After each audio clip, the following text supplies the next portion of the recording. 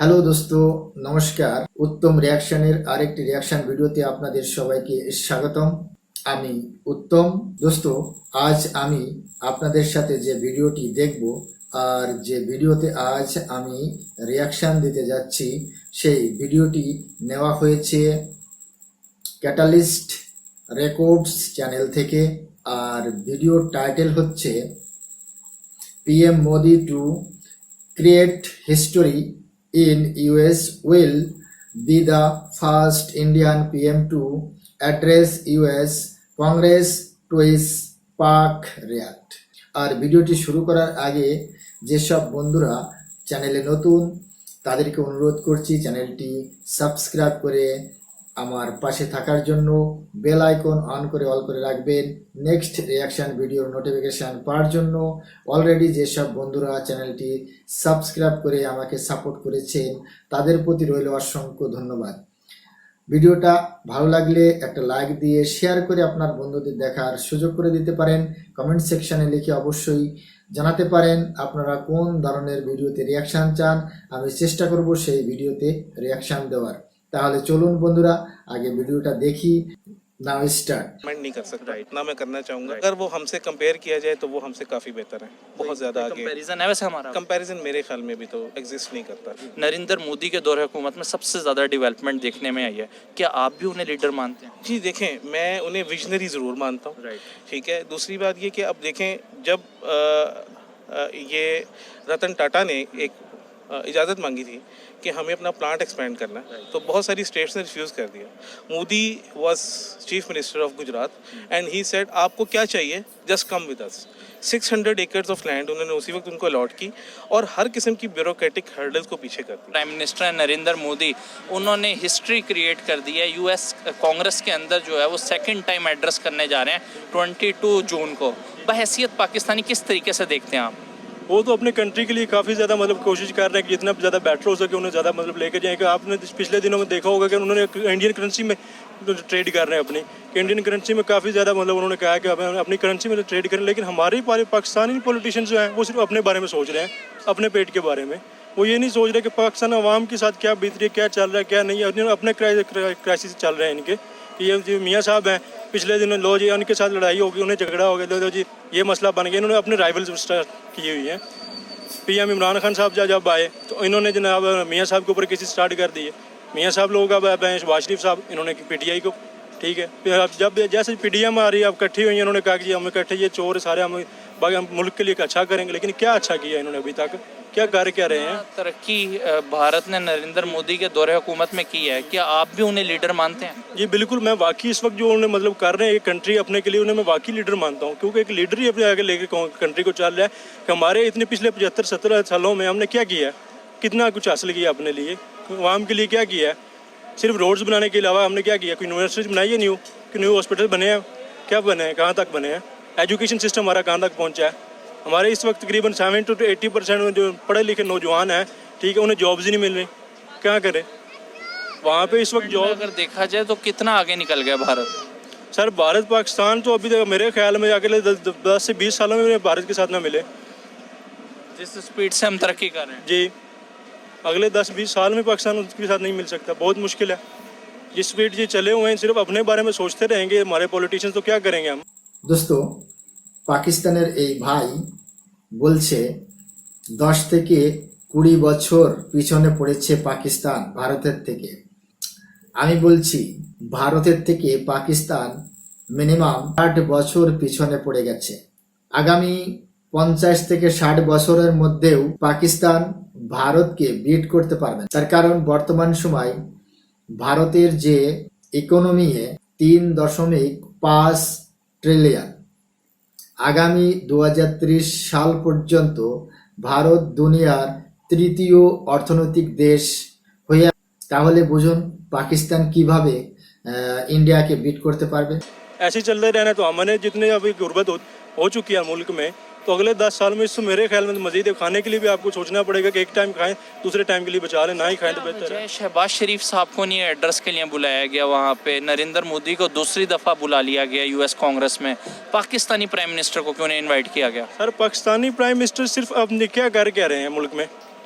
तीसरे दिन मुल्क के हालात ख़राब हुए पड़े होते हैं।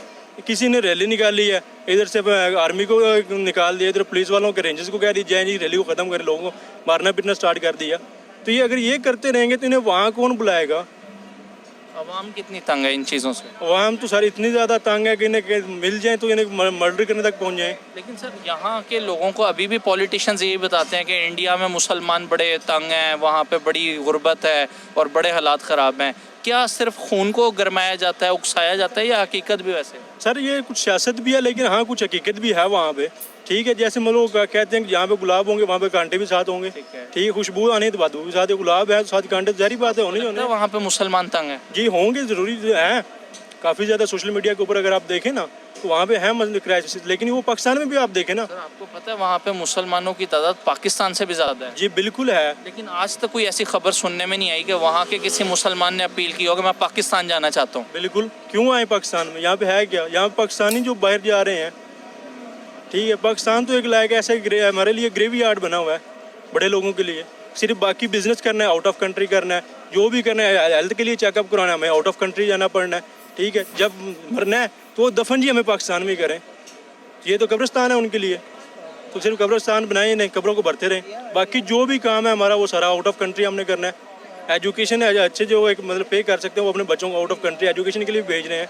ठीक है, हेल्थ चेकअप, जो भी जिस काम के लिए भी बैठ जाना है, बिजनेस करना है, जो भी करना है, जॉब्स करनी है, अच्छी जॉब करनी है, जो आउट ऑफ कंट्री चले जाओ। पाकिस्तान में हम क्या कर रहे हैं? आपको क्या लगता है, अगर मैं एज अ पाकिस्तानी मैं आपसे पूछूं, आप रेट करें, नरेंद्र मोदी ज़्यादा बेहतर है या शहबाज शरीफ ज़्यादा बेहतर? सर मैं शहबाज शरीफ की निस्बत नरेंद्र मोदी मुझे ज़्यादा बेटर लग रहे हैं इस वक्त। वो ज़्यादा मतलब आपको बेहतर लग रहा है? जी बिल्कुल। कोई लास्ट मैसेज देना चाहेंगे?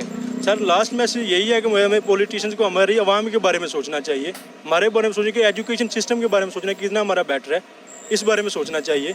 ये नहीं देखने की जो पढ़े लिखे हैं उनके लिए नौकरियों के वगैरह के लिए सोचना चाहिए कि उनके जॉब्स वगैरह दें। ठीक है, मोस्टली जो इस वक्त जो हमारे क्राइम्स वगैरह इससे कम होंगे। अनपढ़ नौजवान जो पढ़े लिखे नौजवान उन्हें जॉब्स नहीं मिलती, फिर वो क्राइम्स की तरफ चल पड़ते हैं। किस तरफ से हमें कुछ करेंगे तो हमें फिर मिलेंगे, क्राइम्स भी आपके इस तरह कम हो जाएंगे। Thank you so much sir. Mandal of अलैकुम। जी वालेकुम अस्सलाम। आपका नाम? मोहम्मद रज़ा। क्या मसरूफियात होती हैं सर? जी मैं ओगरा में जॉइंट एग्जीक्यूटिव डायरेक्टर हूँ और मैं लाहौर रीजन का इंचार्ज हूँ अगेंस्ट स्वी गैस कंप्लेंट्स। उसके अलावा शेखुपुरा और ये गुजरावाला डिवीज़न भी मेरे पास है। सर मेरा आज आपसे क्वेश्चन ये है कि हिस्ट्री में पहली दफ़ा दोबारा जो इंडियन प्राइम मिनिस्टर है नरेंद्र मोदी, उन्होंने हिस्ट्री रकम की है। यूएस के अंदर जो है यूएस कांग्रेस में वो सेकंड टाइम जो है वो एड्रेस करने जा रहे हैं 22 ऑफ जून को। किस तरीके से देखते हैं एज अ पाकिस्तानी, मतलब सेकंड टाइम उनको इन्वाइट किया गया है कि आप यूएस कांग्रेस में आके एड्रेस करें? देखिए देयर आर टू वेज। एक तो इसको इस तरह देखा जा सकता है इंडिया पाकिस्तान राइवलरी के उसके अंदर, राइट, उसमें तो हम कहेंगे जी हमारे साथ बहुत ज़्यादती है। लेकिन अगर आप इसको फेयर एंड जस्ट ट्रायल करें तो उसमें आप देखें कि कंट्रीज़ को जो प्रेफरेंस दी जाती है वो किसी रीज़न की बेस पे दी जाती है। India is economy of 1.25 billion people, number one, and secondly it is this one of the biggest market for the whole world for trade. और it is very establish rule कि अगर 200 million से ज़्यादा की कहीं की आबादी है तो वहाँ पे बिज़नेस अपॉर्चुनिटी और बिज़नेस की सारी जो मसरूफियात हैं वो उस कंट्री में बढ़ जाती हैं और दूसरे ममालिक जितने भी हैं वो ऐसी कंट्री के साथ रिलेशंस रखना चाहते हैं। And India is a integral part of this world. ऐसी बात नहीं है कि इंडिया इसका वर्ल्ड का पार्ट नहीं है। दूसरी बात यह है कि उन्होंने जिस वक्त वो आज़ाद हुए थे तो उन्होंने लैंड रिफॉर्म्स कर ली थी। जब लैंड रिफॉर्म्स कर ली थी तो वहाँ पे डेमोक्रेटिक सिस्टम जो है वो वहाँ पे किसी की उसके ऊपर बेस के ऊपर नहीं होता था कि वडेराज़म के ऊपर नहीं था। वहाँ प्रॉपरली डेमोक्रेटिक जो वोटिंग होती है। दोस्तों एक पाकिस्तानी এরকম একটি কথা বলতে পারে এটা আমার কখনোই আশা ছিল না। তার কারণ এই যে এই পাকিস্তানি ভাই সাহেব যে কথাগুলো বলেছেন लैंड रिफॉर्म्स के बारे में, আসলে পাকিস্তানের 99% জানে ही ना लैंड रिफॉर्म्स के बारे में। पाकिस्तान को যে আলাদা করা হয়েছিল সবাই জানে দ্বিজাতির উপর ভিত্তি করে। আসলে এটা সেই লাহোরের চূড়ন নয়, লাহোরের চূড়ন হচ্ছে জমিদারি প্রথা যাতে প্রচলিত থাকে সেই জন্যই ভাগ করা হয়েছিল। ভারতের তখনকার যে নেতারা ছিলেন নেহরুজি, সর্দারজি, মহাত্মা গান্ধীজি, ভীমরাও আম্বেদকরজি ইনারা ডিসাইড করেছিলেন যে ভারত যখন স্বাধীনতা লাভ করবে ইংরেজদের থেকে, তারপর ল্যান্ড রিফর্মস করা হবে, সমস্ত জমিদারি প্রথা শেষ করে ডেমোক্রেসি চালু হবে ভারতে। সেই মোতাবিক হয়েও ছিল। সেটা আমি বলছি না, এই তৎকালীন ভারতের প্রথম প্রধানমন্ত্রী মাননীয় নেহেরুজি বলেছেন, তার বক্তব্য শুনে নিন। Jinnah was not involved in the fight for independence at all. In fact, he opposed it. The leaders of the Muslim League were big landlords and the like, who did not like land reform. We were very anxious to have land reform, which we did have afterwards. And that was one reason that we agreed to partition, because we thought that if they remained with us, apart from this trouble continuing, একটু ভাবলেই আপনারা বুঝতে পারবেন যে পাকিস্তান আজও সেই গোলাম, 4 পরিবারের আন্ডারে গোলাম হয়ে আছে। ল্যান্ড রিফর্মসের বিরোধ করেছিল জিন্নাহ, আর এর জন্যই ভারতকে 2 ভাগে বিভক্ত করা হয়েছিল 1947 সালে। होती है। दूसरा, उन्होंने एक इनिशिएटिव बहुत अच्छा लिया था जिसके अंदर वो डिजिटल मशीन ले आए थे फॉर वोटिंग। उसके बाद से उनका डेमोक्रेटिक प्रोसेस बहुत रिफाइंड और बहुत अच्छा है। जो चीज़ किसी की अच्छी है उसको एक्सेप्ट करना चाहिए। तो अब जब एक इतनी बड़ी डेमोक्रेसी होगी, नंबर 1, नंबर 2, उसका डेमोक्रेटिक सिस्टम भी स्टेबल होगा और सस्टेनेबल होगा, ठीक है। तो डेफिनेटली उस कंट्री जो दुनिया की है और वो यूएन का मेंबर भी है, तो उसको प्रेफरेंस दी जाएगी। सर, क्या वजह है कि पूरे वर्ल्ड में जितनी भी हमारी अपीयरेंस है या हमारे पॉलिटिशियंस जब जाते हैं उस तरीके से वेलकम नहीं किया जाता, उस तरीके से अप्रिशिएट हमारा, मतलब पूरे वर्ल्ड में क्या इमेज है वो आपके सामने? जी, अगर आप मैं इसको थोड़ा सा हिस्ट्री बैकग्राउंड में लेके जाऊंगा। जब ओमान में उनके बादशाह बने थे, मुझे आई रिमेंबर हिज नेम, मुझे नाम याद नहीं आ रहा, वो अब फौत हो गए। उन्होंने सबसे पहला काम ये किया था कि उन्होंने अपने सारे बाउंड्रीज़ के, कंट्री की बाउंड्री जिन जिनके साथ लगती थी ना, उनके साथ कन्फ्लिक्ट रिजॉल्व कर लिए थे, ठीक है। हमने आज तक कन्फ्लिक्ट रिजॉल्व नहीं किए, जिसकी वजह से हमारी इकोनॉमी नीचे से नीचे जा रही है। और हमेशा अगर एक घर भी होगा ना, तो उसमें उस मेंबर को तवज्जो दी जाती है जो ज़्यादा कमाता है, ठीक है, या जो अच्छी अर्निंग रखता है, जो घर को स्टेबल रख के चल सकता है। तो this is the same reason in the countries as well, कि जो बंदा, जो कंट्री स्टेबल रख के चल सकती है, जिसकी इकोनॉमी अच्छी है। आजकल तो वार, न्यूक वार ख़त्म हो गई है, वो तो रही नहीं है। अब तो वार इकोनॉमिक वार है, वो नो डाउट इकोनॉमिक वार में आ गए। अभी कुछ दिन पहले G20 की मीटिंग हुई थी जम्मू एंड कश्मीर के अंदर, तो बिलावल भुट्टो साहब आज़ाद कश्मीर जाके बाकायदा कह के आए कि मैं इधर का ही मिनिस्टर नहीं हूँ, मैं जम्मू एंड कश्मीर का भी मिनिस्टर हूँ, और बड़ी ज़्यादती हो रही है कि वहाँ पे हो रहा है। जबकि अगर आप पूरी दुनिया देखें, जितने भी वहाँ पे लीडर्स वगैरह है, बड़ा कामयाब और बड़ा सक्सेसफुल इवेंट रहा G20 का। जी, मैं फिर वही कहूँगा, क्योंकि वो सारा कुछ इसलिए सक्सेसफुल हो जाता है क्योंकि इस वक्त दुनिया की सबसे बड़ी, सेकंड हाईएस्ट जो आपकी जो आईटी इंडस्ट्री है, वो इंडिया में रिजाइड करती है। Bangalore is the second silicon valley, ठीक है। उनके टाइमली इनिशिएटिव्स की वजह से वो इकोनॉमिकली हमसे आ गए, और उस वजह से हम इस चीज़ को एक्सेप्ट नहीं कर पा रहे। हमें अपनी इकोनॉमी को बेहतर करना चाहिए सबसे पहले, हर चीज़ से पहले हमें अपनी इकोनॉमी के ऊपर और अपने लोगों की तालीम और एडिकेट्स के ऊपर जो है तवज्जो। हमारे मिनिस्टर्स की तरफ से इस तरह का बयान आता है कि 10 मिनट के लिए बॉर्डर खोल दें और फिर हम बताएंगे कि भारत किस जगह पे स्टैंड करता है। वो एक बात, पॉलिटिकल बयानात और होते हैं, इसके ऊपर मैं कमेंट नहीं कर सकता, इतना मैं करना चाहूँगा, लेकिन वो पॉलिटिकल बयानात होते हैं। आगे निकल गया भारत, हम अगर वो हमसे कंपेयर किया जाए तो वो हमसे काफ़ी बेहतर है, बहुत ज़्यादा आगे। कंपैरिजन है वैसे हमारा? कंपैरिजन मेरे ख्याल में भी तो एग्जिस्ट नहीं करता सही तरीके से। अगर हम न्यूट्रल रह के सोचें, I am Pakistani, I proud to be a Pakistani, इसमें कोई शक नहीं है। बट अगर हम किसी की जीत दिल से एक्सेप्ट नहीं करेंगे तो हमेशा हारे हुए रहेंगे। सर, 71 में बांग्लादेश हमसे अलग हुआ था, उस टाइम हम कहा करते थे बांग्लादेश हम पे बोझ है, आज हम बांग्लादेश से मदद मांग रहे हैं। जी, इसमें कोई शक नहीं है, लेकिन बात यह है कि अगर वो अलग हुआ था, वो भी पॉलिटिकल रीजन से बहुत सारे, और मैं ये समझता हूँ कि उस वक्त ये नारा लगाना उधर तुम इधर हम, ये इंतहाई गलत था। जिसके पास वोटिंग ज़्यादा थी, जिसके पास सीटें ज़्यादा थी, इक़्तिदार उसका हक था, उसको इक़्तिदार दे देना चाहिए। ट्रेड कितनी ज़रूरी है भारत के साथ इस टाइम? आप ये देखें कि दुनिया में कितनी वर्ल्ड वार्स हुई हैं, 2 हुई हैं, दोनों कहाँ से ओरिजिनेट हुई हैं? यूरोप से, जब यूरोप एक दूसरे के साथ बॉर्डर्स नहीं रखता, हम क्यों रख रहे हैं? दुनिया की सबसे बड़ी जंगें यूरोप से हुई ना. Germany is the core issue at that time, Nazis were the core issue at that time. Germany से ही ओरिजिनेट हुई. आज जर्मनी ने अपने बॉर्डर सबके लिए खोले हुए हैं और उस ट्रेड की वजह से वो लोग ऊपर जा रहे हैं. सर आपको नहीं लगता कि जिस तरह इंडिया और पाकिस्तान का कश्मीर का मसला है, इस हमें तरह देखिए- चाइना और इंडिया का भी लद्दाख का मसला है, उनकी लेकिन वो trade ट्रेड का- उनकी ट्रेड का वॉल्यूम देख लें आप. Absolutely right. ठीक है, उनकी ट्रेड का वॉल्यूम क्यों ज्यादा है? उन्होंने अपने इश्यूज को साइड पे रखा हुआ है और ट्रेड को साइड पे रखा हुआ है. हम नहीं कर सकते? हम भी कर सकते हैं, क्यों नहीं कर सकते? 75 साल में तो आप लेकिन वो देखें ना, वो एक खास मेंटालिटी है ना. अगर उससे खास मेंटालिटी को आप कर देंगे, चेंज करेंगे थ्रू एजुकेशन, चेंज करेंगे. आप जिस तरह ये एक रोशन ख्याली लेके आ रहे हैं, लोगों से बात कर रहे हैं, पढ़े लिखे लोगों से बात करें, इसको फैलाएंगे तो लोगों का माइंड चेंज होना शुरू हो जाएगा. लास्ट क्वेश्चन मैं आपसे करूंगा कि जितनी अभी इंडियन प्राइम मिनिस्टर्स की हिस्ट्री रही है, नरेंद्र मोदी के दौर हुकूमत में सबसे ज़्यादा डेवलपमेंट देखने में आई है. क्या आप भी उन्हें लीडर मानते हैं? जी देखें, मैं उन्हें विजनरी ज़रूर मानता हूँ. ठीक है. दूसरी बात ये कि अब देखें, जब ये रतन टाटा ने एक इजाज़त मांगी थी कि हमें अपना प्लांट एक्सपेंड करना है, तो बहुत सारी स्टेट्स ने रिफ्यूज़ कर दिया. Modi was chief minister of Gujarat and he said आपको क्या चाहिए, just come with us. 600 acres of land उन्होंने उसी वक्त उनको अलॉट की और हर किस्म की ब्यूरोक्रेटिक हर्डल्स को पीछे कर दिया. हमें अपने रूल्स रिलैक्स करने हैं, हमें अपने रूल्स फ्रेंडली बनाने हैं और इन्वेस्टमेंट फ्रेंडली बनाने हैं. तो यहाँ पे भी इन्वेस्टमेंट आनी शुरू हो जाएगी. आप देखें, हम लोगों ने फ़ौरन जो पाकिस्तानी हैं उनको दे के हक वोटिंग का वापस ले लिया. हाउ यू कैन एक्सपेक्ट कि वो यहाँ रेमिटेंस भेजेंगे, थ्रू प्रॉपर चैनल भेजेंगे? How you can expect by giving difference of dollars in banking sector?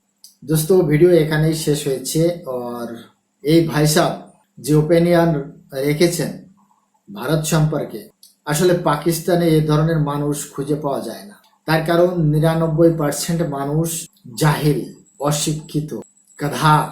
কিন্তু এই ভাই সাহেব যে কথাগুলো বলেছেন সম্পূর্ণ খাঁটি এবং সত্য বলেছেন। এই ধরনের মানুষ যদি পাকিস্তানের রাজনীতিতে আসে তাহলে অবশ্যই পাকিস্তানের তাকদীর খুলে যাবে, উন্নতির দিকে যাবে। কিন্তু আজকাল যেসব পলিটিশিয়ান পাকিস্তানে রয়েছে তারা কাশ্মীর কাশ্মীর করে চিল্লায়, নিজের দেশের দিকে তাকায় না।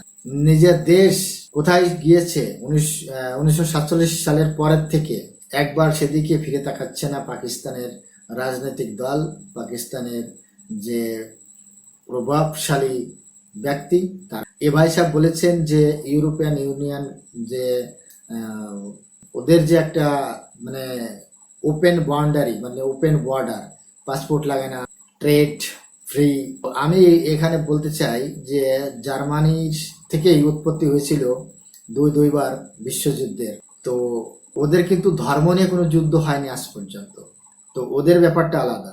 পাকিস্তানি বলে যে কাফেরদের সাথে থাকা যায় না, আর হিন্দু বলে যে মুসলমানদের সাথে থাকা যায় না। দ্বিজাতির উপর ভিত্তি করে দেশ ভাগ হয়েছিল 1947 সালে, সেটা মনে রাখতে হবে। এখানে পাকিস্তান আর ভারতের যে বাউন্ডারি, ন্যাশনাল বাউন্ডারি, এটা কিন্তু ওপেন করা কোনো মতেই সম্ভব নয়। তার কারণ ভারত বিগত 70-75 বছর ধরে যে সন্ত্রাসীর অত্যাচার সহ্য করেছে, নিপীড়িত হয়েছে, সেটা কেউ কিন্তু ভোলেনি, আর অতি সহজে ভোলা সম্ভব নয়। ভারত কখনোই চায়নি যে ভাগ হোক, কিন্তু তবুও ভাগ হয়েছে। দোস্ত, আপনারা যদি চ্যানেলে নতুন হয়ে থাকেন তাহলে অবশ্যই চ্যানেলটি সাবস্ক্রাইব করে আমাকে সাপোর্ট করবেন, বেল আইকন অন করে অল করে রাখবেন নেক্সট রিয়াকশন ভিডিও নোটিফিকেশন পাওয়ার জন্য। অলরেডি যেসব বন্ধুরা চ্যানেলটি সাবস্ক্রাইব করে আমাকে সাপোর্ট করেছেন তাদের প্রতি রইল অসংখ্য ধন্যবাদ। ভিডিওটা ভালো লাগলে লাইক করবেন, শেয়ার করে আপনার বন্ধুদের দেখার সুযোগ করে দিতে পারেন। কমেন্ট সেকশনে লিখে অবশ্যই জানাতে পারেন আপনারা কোন ভিডিওতে রিয়াকশন চান, আমি চেষ্টা করব সেই ভিডিওতে রিয়াকশন দেওয়ার। তাহলে সবাই ভালো থাকুন, সুস্থ থাকুন বন্ধুরা। আবার দেখা হচ্ছে নেক্সট কোনো রিয়াকশন ভিডিওতে। ততক্ষণ সবাই ভালো থাকুন, সুস্থ থাকুন। নমস্কার।